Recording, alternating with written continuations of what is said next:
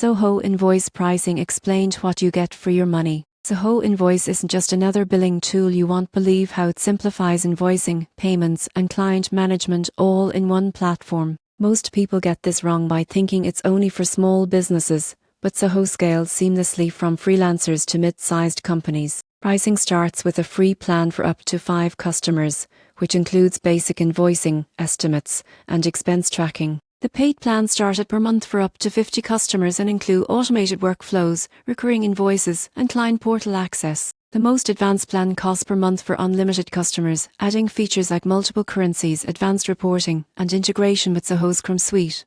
You won't believe how much time these features can save. Automated payment reminders alone can cut weeks of manual follow-ups over the year. Most people get this wrong by only looking at the monthly fee. The real value comes from automation, time savings, and improved cash flow. For example, businesses using Zoho Invoice report getting paid faster and reducing invoicing errors significantly.